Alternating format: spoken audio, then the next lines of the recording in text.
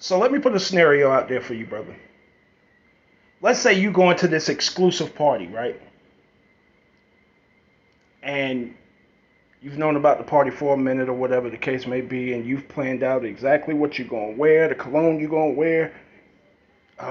You know exactly what you're going to look like from your head to your toe, right? And now it comes down to the day of the party. You put your shit on, you crispy as fuck, right? You go to the party, you get out, you walk in, and four dudes got on the same shit that you got on, from your hat down to your damn shoes. We're not even going to count the dudes that got that exact same outfit hanging in their closet, waiting for another occasion to wear it.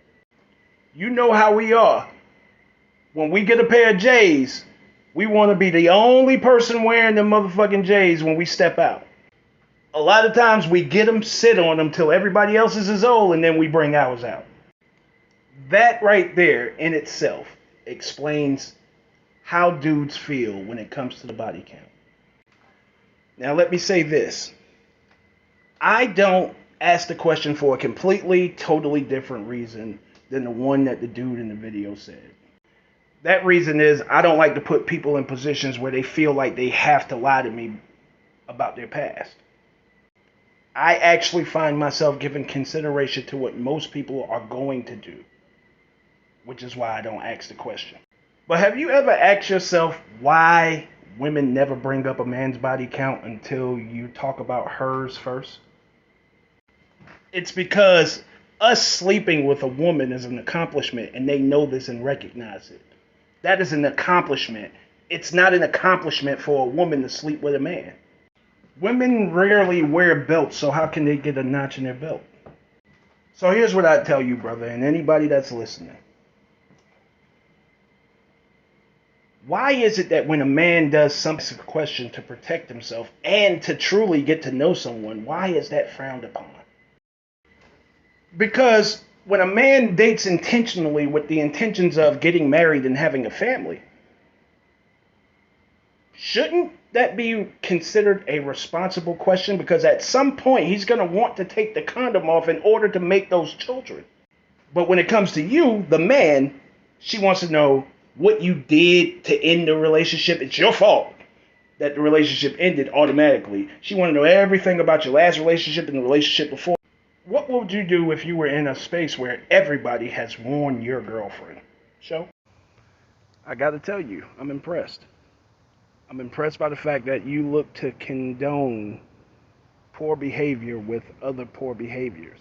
Like you're looking to condone having a high body count to the point that she doesn't want to tell someone whom she's dating about her body count with lying. Astonishing. But I will answer your question. When you ask a woman a question and she doesn't want to answer, isn't it human nature to assume the worst? Especially when that woman, when you ask her, hey, what is it that you look for in a man? And one of the first things that's going to come out of her mouth is loyalty and honesty. Now, I got two questions for you. Do you think that a woman who will lie to you, whether it's by omission or flat out lie to you in the beginning, do you think she will A, stop lying? And do you think that she deserves to have you being honest to her going forward? It's amazing because people don't understand that relationships that are going to move forward have no room for any secrets. Everything that I just said, you decided to challenge it with, well, we still buy the shoes. Not the point. You still don't want to be in a place full of people wearing those shoes.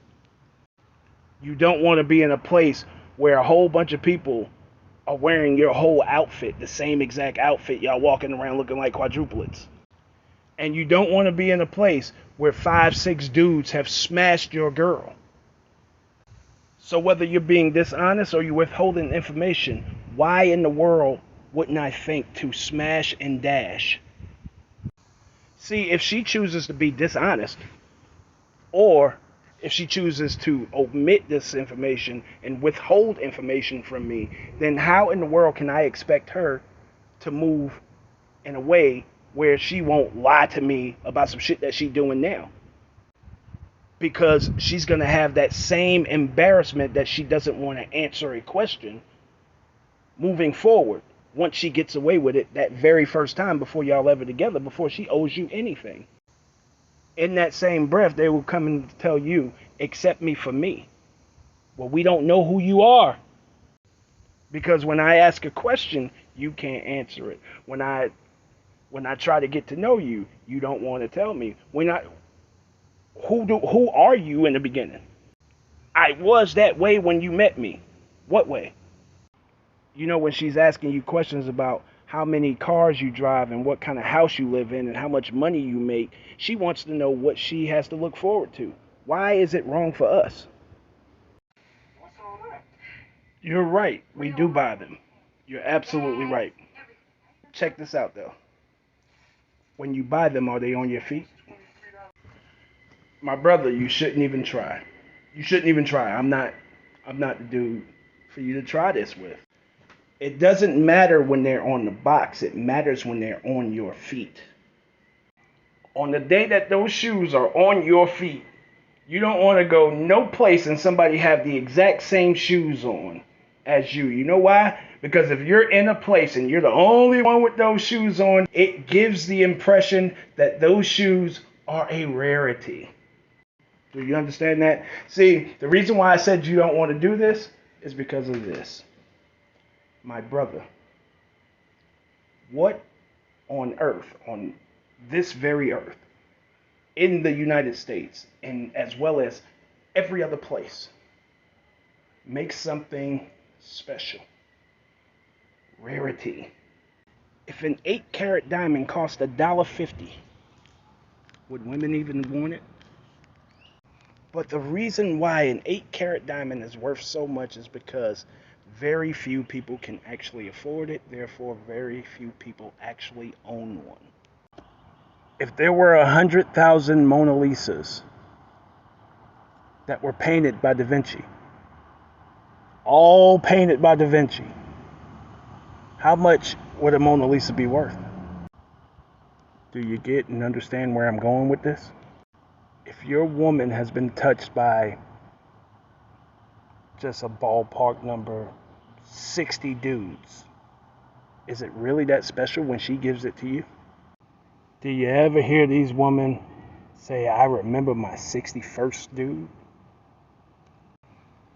Why is it that the one that they remember the most is their first experience? Even though, for most women, their first experience was a terrible experience, filled with pain, unbearable pain, and the inability to walk. I actually did a video where a woman actually compared sex to the abilities of a life-saving surgeon.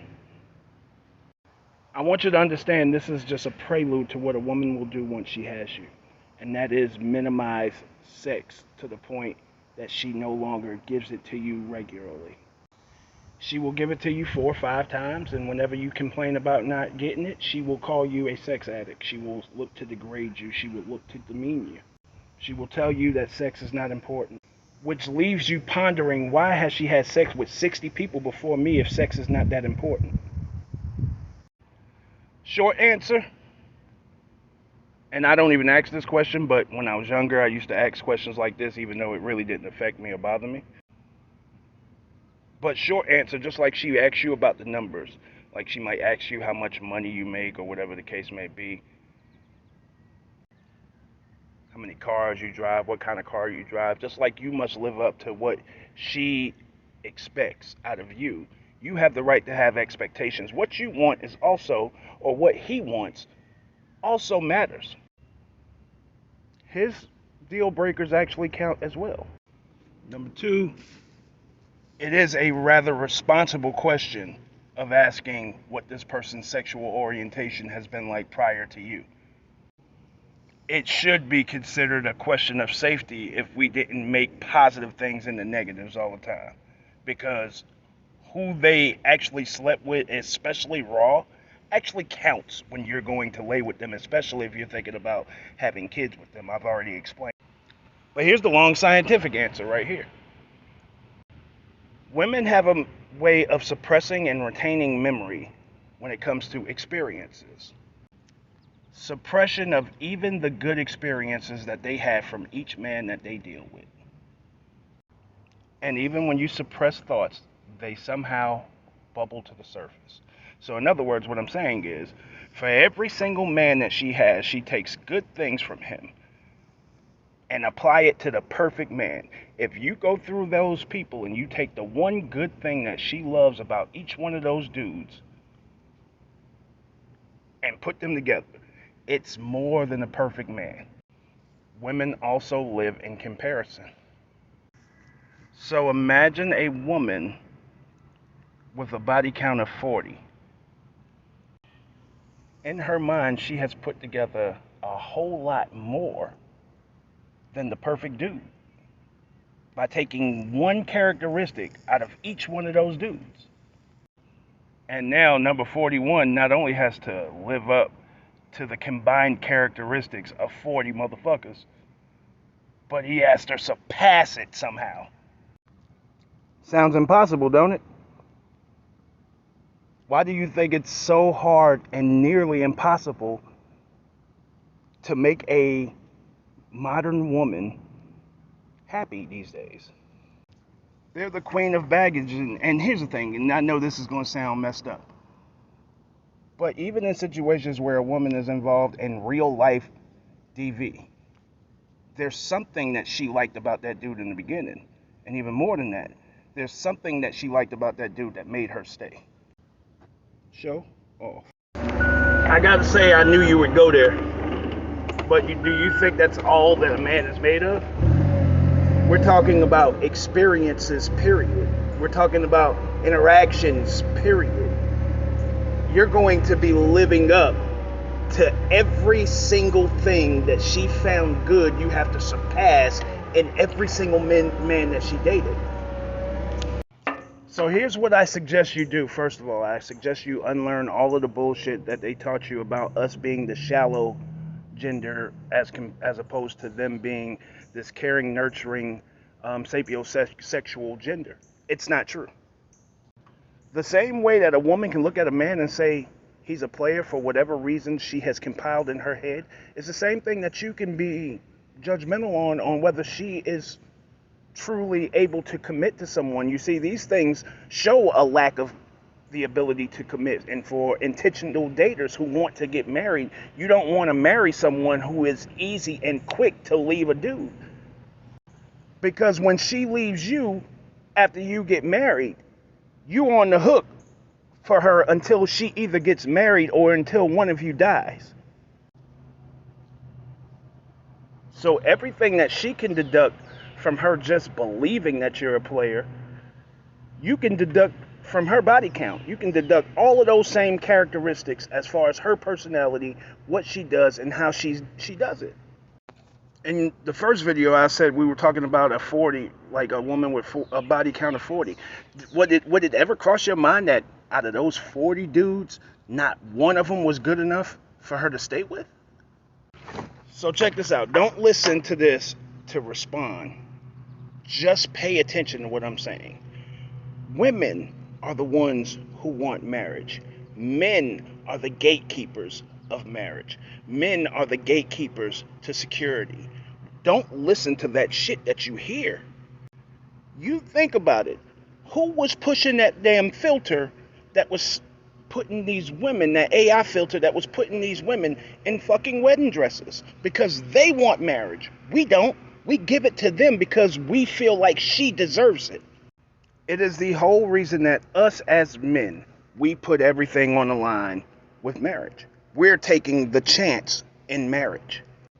So if I'm the one taking the chance in marriage, why shouldn't I be able to have what I want in that marriage? But even more than that, you know what else it shows when someone won't answer a question about the body count and why you're asking a question about why is the body count important? Bro, It also shows the ability to take accountability for the shit you've done. That is not asking your body count. So you're saying body count doesn't matter? So Body- Alright, so based off of a conversation that I started yesterday, someone came to my inbox and asked me to address this shit specifically. Ironically, I'm taking a little minute while I'm at work, and I actually came across the actual video that someone asked me to address, so here I am. I'm going to tell you right now, I am not somebody who asks about a motherfucker's body count. And even if I did, it wouldn't affect anything other than the fact that I either know that you are willing to take responsibility or that you will lie. It just depends on who you are, how you answer the question, or whatever the case may be. It's not that big of a deal to me, so most of I probably won't even ask, or whatever the case may be. But just because I don't ask that question, don't mean I don't understand why a person would want to know. Ladies and gentlemen, I want y'all to refer to the new study that just came out. Syphilis is on the rise 139%. My brother, stop talking reckless. Do you want to know why? Because you have a panel full of people up there with no fucking kids, no families, no nothing. And they don't understand this, what I'm about to say. You see, there are people who speak from a single person's perspective who have no intentions of telling you how to move forward. This is why these people are only able to tell you how to leave a motherfucker alone, not how to stay with a person or when to stay with a person. And all they do is tell you every day, all day, on all these clips and all of these shows and all of these live shows and all of these events, they tell you how and when to leave. That is a natural fact. But for anybody who is dating intentionally, for someone who is dating with the intentions of getting married and starting a family, this is a question of responsibility. Why? Because at some point, I am going to want to take the condom off in order to make those kids. Now, what chance am I taking by taking that condom off and sleeping with someone who has slept with 90 dudes, 60 of them raw, as opposed to sleeping with a woman who has had 3 or 4 partners in her life? While you try to hype yourself up on what you think you got, or whatever the case may be, real life still goes on. And what you should be asking is, why are people getting mad for you taking the time out to protect yourself from her past? Don't mind me, I actually think of things positively. Show off. The key to what you're saying is sexual experiences. Men remember sexual experiences, but men move past their relationships. They move past their toxic traits of their partners or their ex-partners. They move past the experiences, the bad experiences that they had with women. They move past the experiences that they had as children. Women, not so much. So see, here's the thing. Even if we were talking about sexual experiences or whatever the case may be, men get used to doing certain things. And as men, we have range. Meaning we don't expect for her to be perfect. We don't expect perfection. We look for fusion and connection. A woman, on the other hand, she remembers everything. You see, she got rid of him for the worst shit that he did. But she always remembers the best things that he did. The reasons why he stayed. The reasons why she stayed. The reasons why she was with him in the first place. And now, guess what you have to do as a man? Something she doesn't have to do. You have to exceed all of those things, and that's the point that I was making. You have to exceed all of those things that she holds on to for all of those different men that she's dealt with in her life. Now, these women are fighting for the single life until they're 35, 40 years old. They're in and out of relationships, or whatever you want to call it. They're in and out of relationships throughout all of that time.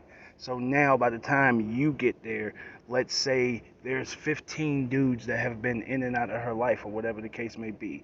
Everything that is good within those males that she's been dealing with, those 15 dudes, you have to live up to all 15 of those dudes and exceed all 15 of those dudes. And that's just the way that a woman's mind works.